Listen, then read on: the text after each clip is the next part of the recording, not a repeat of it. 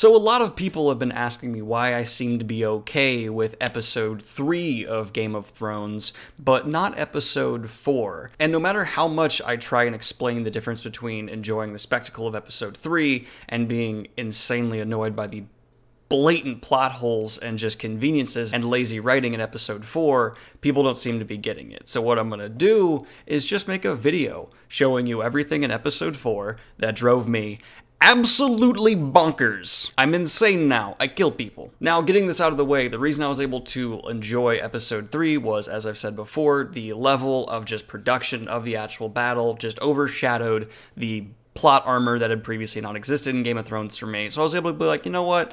The Night King wasn't really the villain I cared about, so I'm glad he didn't kill the characters I wanted. I want the villain I care about to kill the characters I like, so I'm glad he didn't do that. But now things are just bad. And I'm calling it my list of whys, because they're all questions. Why would you let Tormund and the wildlings go and not ask them to help you in the upcoming war, even just suggest it? It's not like you let them come south and protected them from the Night King, and they owe you. No, you're just gonna let this force, when you're desperate for soldiers, just go away, without even being like, hey, would you mind helping us destroy this person who might come further north and kill you one day? No? Okay, let it go. Why is there a Starbucks cup in Game of Thrones?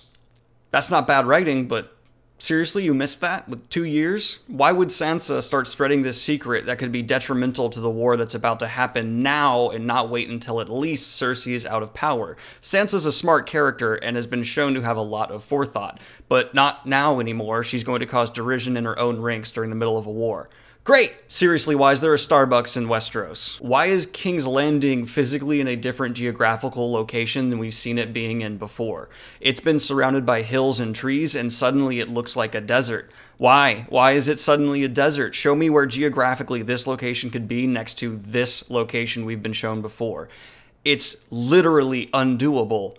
What the hell? Why can you not see a fleet of ships behind a small hill where you're on a dragon hundreds of feet in the air? Also, why don't you have a scout ship further out ahead to prevent this exact same thing from happening? That's one of the most basic things in war. Why are ballistas more accurate than modern artillery for some reason for the first dragon, but then miss entirely when the second dragon's much closer and they fire even more rounds? From a boat from hundreds of feet away, they score almost a perfect series of shots on one dragon, but then miss entirely, especially when it turns, revealing the more mass of its body. In addition to that, why did you even do this when George R. R. Martin himself explicitly stated that this should not be a thing and dragons should not be shootable out of the sky under any circumstances? Why? Why would you kill one of the dragons in this way when you could have killed it in the previous episode with much higher stakes and higher reward for the action in a way that the fans would have enjoyed in a much more of a spectacle actually serving the plot and feeling earned with the stakes presented way, instead of just randomly taking him out from a boat from a character no one cares about? Why would Cersei Lannister, someone who has been incredibly efficient and brutal with how she takes out her enemies in the past, not take advantage of the fact that her enemy with a very small contingent of forces is standing directly in front of her wall?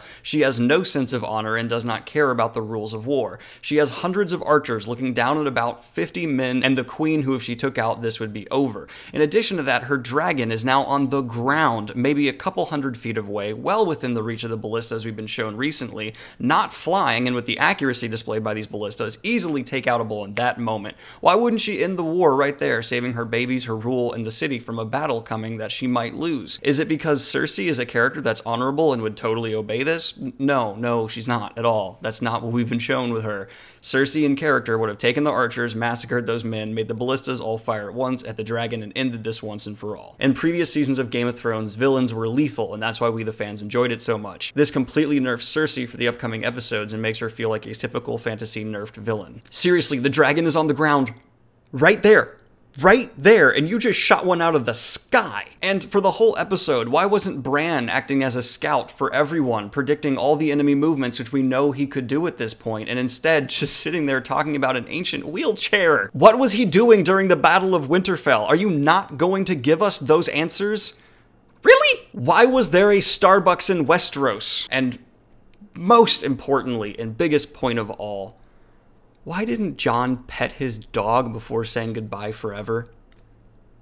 Really? How could you not pet the dog, Jon? Anyway, that's just the recent gripes I've had with the show in the last episode. I was able to forgive a lot, but this was just such blatant plot advancement, no actual thought put into it, let's wrap things up writing. It drove me up the wall. Thank you r/freefolk for giving me a lot of memes to use in this video, and I appreciate the community as a whole. I know all of these videos, whether I've kind of liked the episodes with the first few or disliked the last one, has been getting a lot of negative, but there's also been a lot of positive from people who agree and disagree with me. So I appreciate the level of rhetoric there you guys have had. And like many of the fans, I am legitimately sad to see this show be veering more towards the disappointing series ending than really enjoyable. Anyway, guys, like and subscribe if you have not already. Hit the Patreon if you want to support what I do here. And have a good one, y'all. Peace. Proud of them. Have you shot your final scenes yet? And are you happy with how things ended? Yes. She didn't say yes. You didn't say yes. Best season ever! It's the best season ever.